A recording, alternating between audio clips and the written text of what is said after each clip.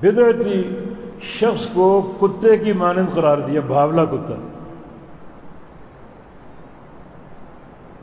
اللہ کے نبی کا بیان، اور اس تشبیہ میں بڑی حکمتیں ہیں، بڑی حکمتیں۔ ایک حکمت یہ ہے کہ بدعتی انسان کبھی پاک نہیں ہو سکتا، جیسے کتا کبھی پاک نہیں ہو سکتا، حتیٰ کہ اس کو کسی صاف چشمے میں داخل کر دو، خوب نہائے، پورا دن گزار لے، تو اس چشمے سے اور مکروہ اور ناپاک بن کر نکلے گا، اور اس سے نفرت ہوگی۔ جب تک اس کا جسم خشک ہے اس وقت تک اس کی حیثیت اور ہوتی، اور گیلا ہو جائے تو اور زیادہ وہ نفرت کے قابل ہوتا ہے۔ یعنی بدعتی انسان جس قدر چاہے اپنے اوپر عبادتیں، ذکر و اذکار سوار کر لے، طاری کر لے، وہ پاک نہیں ہو سکتا،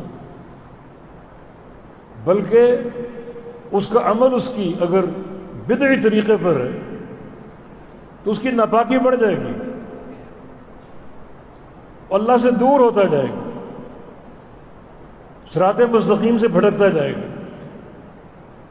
اللہ کے قریب کون ہے؟ جو اس خط مستقیم پر چل رہا ہے جس پہ اللہ کے پیغمبر موجود ہے۔ آپ نے سیدھا خط کھینچا اور فرمایا کہ ھذا صراط اللہ، یہ اللہ کا راستہ، اور ایک حدیث میں ھذا صراطی مستقیم ہے، یہ میرا سیدھا راستہ ہے۔ اس راہ پر چل کے آگے بڑھے گا، وہ اللہ کی طرف جا رہا ہے، اس کو اللہ کا قرب حاصل ہو رہا ہے، اللہ تعالیٰ کی محبت میں اضافہ ہو رہا ہے، اس کا رخ سیدھا ہے رب تعالیٰ کی طرف، رسول اللہ کی طرف۔ اور جو اس خط مستقیم سے اتر گیا دائیں طرف یا بائیں طرف، اس کا ہر عمل اس کو اس راستے سے دور کرے گا، مانا اللہ سے دور کرے گا، اللہ کے رسول سے دور کرے گا، اس دین حنیف سے دور کرے گا۔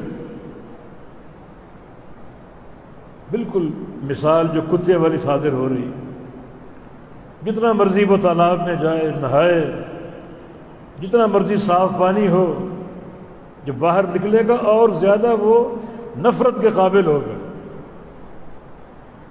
اس کے جسم کی کراہت اور بڑھ جائے گی اس نہانے کی بنا پر۔ ایک تو یہ کہ اللہ کے رسول صلی اللہ علیہ وسلم نے بدعتی انسان کو تشبیہ دی بھاولے کتے سے۔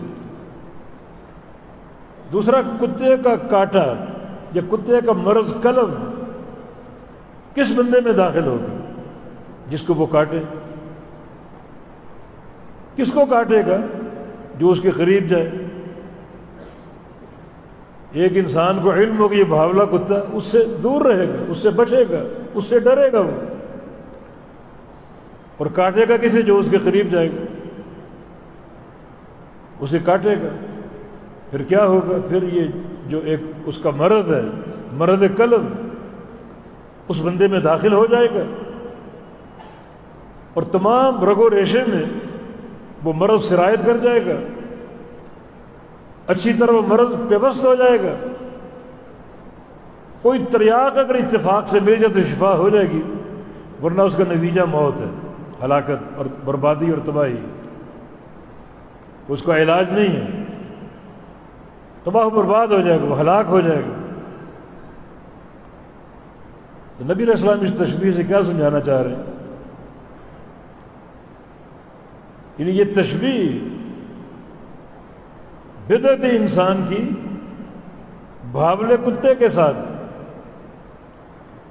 اور بھاولے کتے کا مرض بندے میں سرایت کرنا، یہ کب ہوگا؟ جب یہ بندہ اس کتے کے قریب جائے گا، اور جو بندہ اس سے دور رہے، اس سے ہٹ کر رہے، بچا رہے، وہ اس مرض قلب سے محفوظ رہے گا۔ یہی بات ایک بدعتی انسان کا قرب ہے، جب تک اس سے دور رہو گے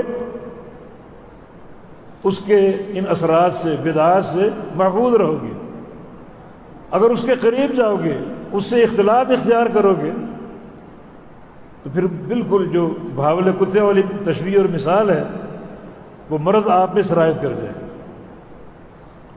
تو اس حدیث میں واضح طور پر دو چیزیں نبی علیہ السلام نے بیان فرمائی، ایک بدعتی انسان کی تشبیہ بھاولے کتے کے ساتھ، اور کتا کبھی پاک نہیں ہو سکتا، بدعتی انسان بھی کبھی پاک نہیں ہو سکتا۔